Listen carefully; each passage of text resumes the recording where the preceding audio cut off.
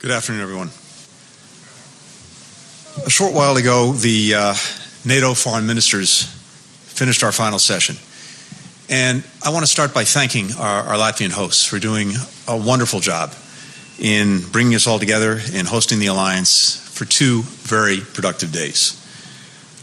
This meeting came at a critical time.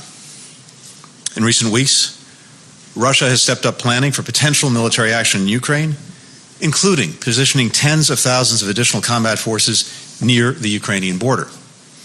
The Lukashenko regime in Belarus has callously exploited the desperation of thousands of migrants to provoke a crisis along Belarus's borders with Latvia, Poland, and Lithuania. 3 months after Operation Resolute Support in Afghanistan ended, the alliance remains focused on the fight against terrorism, including ISIS-K.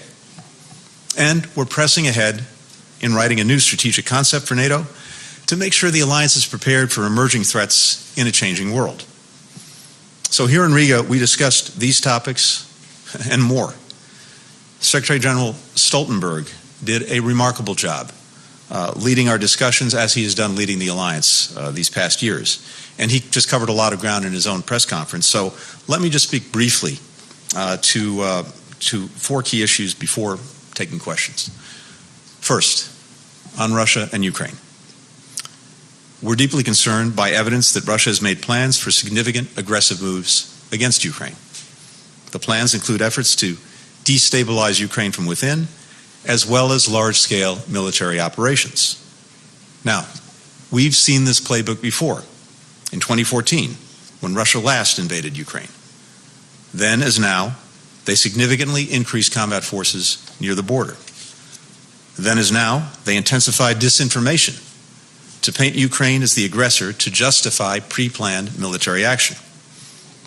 We've seen that tactic again in just the past 24 hours. And in recent weeks, we've also observed a massive spike, more than tenfold, in social media activity pushing anti-Ukrainian propaganda, approaching levels last seen in the lead up to Russia's invasion of Ukraine in 2014. Now, we don't know whether President Putin has made the decision to invade. We do know that he is putting in place the capacity to do so on short order, should he so decide. So despite uncertainty about intentions and timing, we must prepare for all contingencies while working to see to it that Russia reverses course. The United States has been engaging intensively with allies and partners on this issue, and directly with President Putin. President Biden convened the leaders of the United Kingdom, France, and Germany on the situation in Ukraine at the G20 meeting in Rome a few weeks ago. Then, at the President's direction, CIA Director Burns traveled to Moscow to convey our concerns, our commitment to a diplomatic process, and the severe consequences should Russia follow the path of confrontation and military action. We've made it clear to the Kremlin that we will respond resolutely, including with a range of high-impact economic measures that we've refrained from using in the past. Following my own meetings with President Zelensky and Foreign Minister Kuleba last month, other senior State Department officials have been engaging with Ukrainian partners, with NATO allies, and with the Russians. And I came here to Riga to consult and coordinate with our allies. And it is evident they are as resolute as we are. I heard that loud and clear in our discussions yesterday and today from virtually all NATO members and in direct consultations with France, Germany, and the United Kingdom. We are prepared to impose severe costs for further Russian aggression in Ukraine. NATO is prepared to reinforce its defenses on the eastern flank. My consultations will continue tomorrow at the OSCE Foreign Ministers meeting, where I'll also meet with Ukrainian Foreign Minister Kuleba and Russian Foreign Minister Lavrov. The United States remains unwavering in our support for Ukraine's sovereignty and territorial integrity, and committed to our security partnership with Ukraine. And just as we've been clear with Moscow, we're also urging Ukraine to continue to exercise restraint.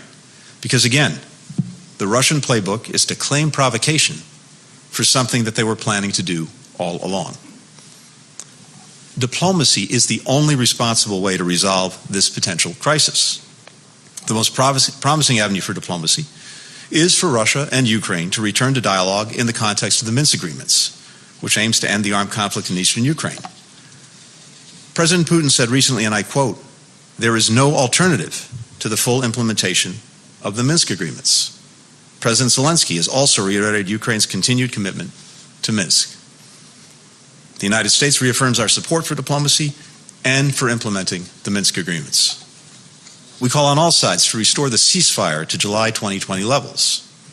And we urge Russia to de-escalate, to reverse the recent troop buildup, to return forces to normal peacetime positions, to pull back heavy weapons and forces from the line of contact in eastern Ukraine, to refrain from further intimidation and attempts to destabilize Ukraine internally, and to leave plans for further military action behind. That's how we can turn back from a crisis that would have far-reaching and long-lasting consequences for our bilateral relations with Moscow, for Russia's relations with Europe, for international peace and security. Second, on Belarus. In light of the destabilizing actions taken by the Lukashenko regime, the North Atlantic Council has suspended cooperation with Belarus. The United States is preparing additional sanctions in close coordination with the European Union and other partners and allies. We call on the regime to immediately stop using migrants as political weapons. We will hold the regime accountable for its ongoing disregard for democracy, for human rights, for the rule of law. Third, on Afghanistan. 3 months after the end of NATO military operations in Afghanistan, our work together continues. For 20 years, NATO made sure that Afghanistan could not again become a safe haven for terrorists to threaten our countries and our people. That's why we went there in the first place. No attacks on allies or partners originated in Afghanistan during that time. And together, we decimated al-Qaeda's capacity to attack any of our countries or people from Afghanistan. Now, NATO remains fully committed to the fight against terrorism worldwide and will use all our capabilities to aid in that fight. I also took the opportunity to thank NATO allies and partners again for all the contributions that they made to the end of Operation Resolute Support and the successful evacuation of more than 120,000 people from Afghanistan. From providing military bases for transit to setting up temporary housing facilities for Afghan evacuees and their families, to stepping forward to welcome those families to new permanent homes, NATO allies and partners did whatever it took to get the job done. For our part, the United States has facilitated the departure since September 1st of 470 U.S. citizens, 417 lawful permanent residents, and other Afghans at risk. Around 83,000 Afghans have arrived in the United States to start new chapters in their lives. And together, as an alliance, we're discussing and tackling many of the challenges that remain, from humanitarian concerns to the security situation. Fourth, the new strategic concept for NATO. The work that we'll do on that strategic concept between now and the summit next year is vitally important for modernizing our alliance, making sure that it's able to address challenges we'll face in the future, fostering unity among the allies as we navigate an increasingly complex and unpredictable security environment. I think, as you know, the current strategic concept, the one that we're operating under now, dates to 2010, when Russia was considered a partner, China was not mentioned, and the alliance did not yet account for new challenges like cyber threats and the climate crisis. I again want to commend Secretary General Stoltenberg for leading this process so effectively. We'll do our part to help produce a strategic concept that reflects the world that we live in and the unique strengths that the alliance brings to bear on that world. Because the United States is deeply committed to NATO. It's critical to our security. It's built on shared values. It's a powerful force for stability in Europe and North America.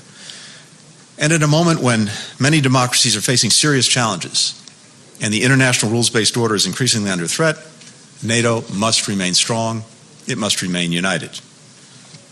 President Biden has made revitalizing America's alliances, starting with NATO, a number one priority. And our commitment to the security of our allies and to Article 5, an attack on one is an attack on all, is ironclad. And with that, I'm happy to take some questions. We have time for 3 questions. We'll start with Humaira Pemek of Reuters. Thank you. Good afternoon, Mr. Secretary. Afternoon. You've just warned Russia of economic consequences, but What exactly are those measures? Will the U.S., for example, go as far as cutting off Moscow from the global financial system? And since Russia has already been sanctioned and weathered those sanctions, what makes you think that Putin will be deterred by today's warning? And super quickly, if I may add, Russia said today it was ordering U.S. embassy staff who have been in Moscow for more than 3 years to leave by end January. What is your response? And isn't this diplomatic row and already tense relations setting you up for a rather challenging meeting tomorrow with your counterpart, Sergei Lavrov? Thank you. Thank you. Well, first, let me say that we've already demonstrated in the 10 months or so of this administration that we can and we will respond to harmful Russian actions. Solar winds, election interference, repression against Mr. Navalny, and others. Should Russia follow the path of confrontation when it comes to Ukraine, we've made clear that we will respond resolutely, including with a range of high-impact economic measures that we have refrained from pursuing in the past. I'm not going to spell those out to you today, but what I can tell you is this. We've shared our thinking with allies and partners, and I found tremendous solidarity across the board in a determination and willingness to pursue strong measures if Russia invades Ukraine and commits renewed acts of aggression. We'll be working closely with allies and partners in the days and weeks ahead to flesh out the details. We will be in lockstep with our allies on this. And again, should Russia reject diplomacy and reinvade Ukraine, we will be prepared to act. It's very important that, again, Russia understand that any of the actions that it's contemplating will have serious consequences. Equally important, we are making sure that allies are making sure that Ukraine has the means to defend itself. And at the same time, the alliance will look at what it needs to do in the event of further Russian aggression to shore up its own defenses. Finally, as I said, we continue to believe that there is a diplomatic path forward, and that is by far the preferred path. We are certainly not looking for conflict. And that diplomatic path forward lies in the Minsk agreements that were reached in 2014 and 2015, but that have not been implemented, principally because Russia has reneged on its commitments. But both parties, Ukraine and Russia, have made commitments under the Minsk agreements. If both actually implement them and hold to them, then there is a diplomatic resolution to the crisis in eastern Ukraine and the Donbass, and we strongly urge Russia to follow that path, and at the same time, now to pull back from what it is doing, to remove the buildup of forces from the borders, to restore the ceasefire to where it was in July 2020, to stop the destabilizing and provocative actions that it's engaged in. And I'll certainly share that with Foreign Minister Lavrov tomorrow, just as we've already shared that at the highest levels with our Russian counterparts. We've said, President Biden has made clear to President Putin that our strong preference would be for a stable and predictable relationship. Russia's actions toward Ukraine go in exactly the opposite direction, and we urge them strongly to reconsider. Alex Marquardt, CNN. Thank you, Mr. Secretary. Would Russia actually need to carry out some sort of military action in order to face these serious consequences, or is there a level of intervention, some of which you just described in terms of their disinformation campaigns, which would trigger some of these consequences? And though you said you won't go into some of the detail today, what level of detail will you give to Foreign Minister Lavrov tomorrow?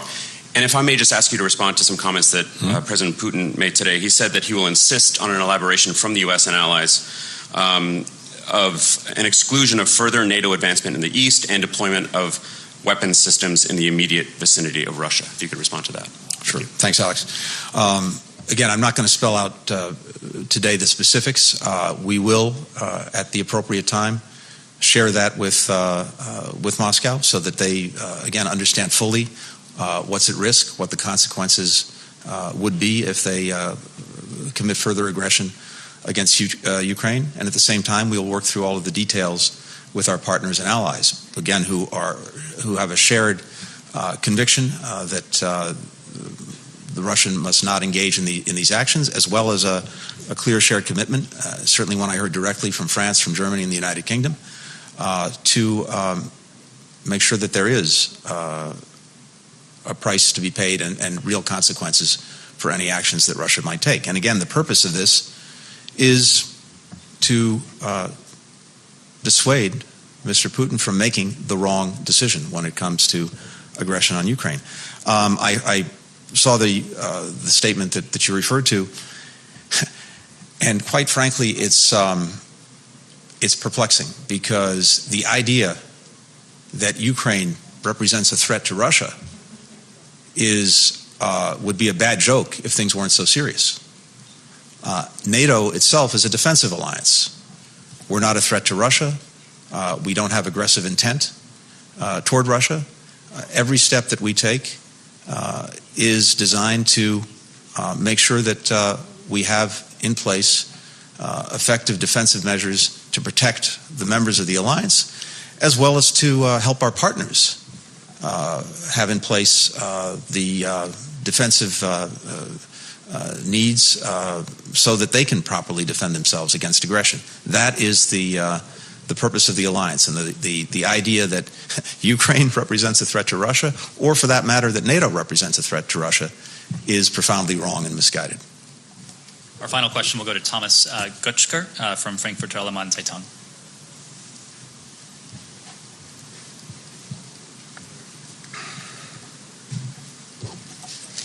Thanks a lot, and good afternoon. My question is not on Ukraine, but on disarmament, which was also on your agenda at this meeting.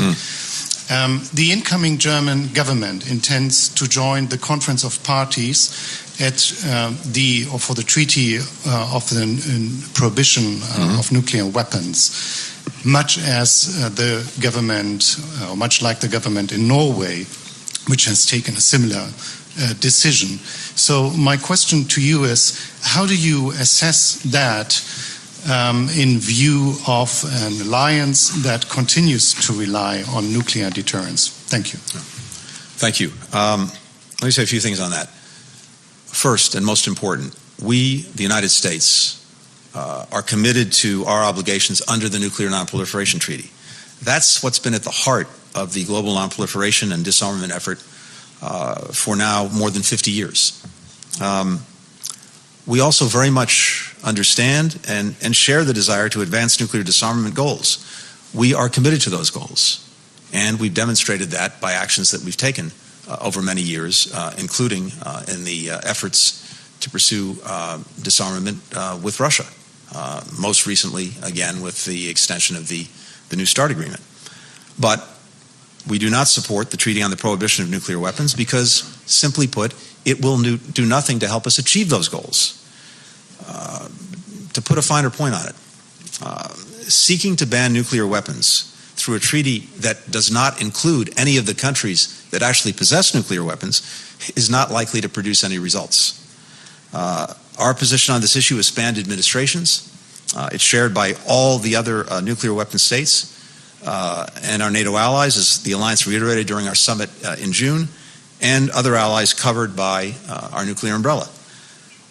We welcome the German coalition's announcement that they plan to remain part of the NATO nuclear sharing agreement. We stand ready to work with all countries on tangible and verifiable measures to reduce strategic risk and enable real progress on nuclear disarmament. That is the objective. And to be clear, and I just want to emphasize this, we don't for a minute question the motivations of TPNW supporters, but we simply don't believe that the treaty will aid in actually meeting the objectives that we share. Thank you, Mr. Secretary. Thank you, everyone. Thanks, everyone.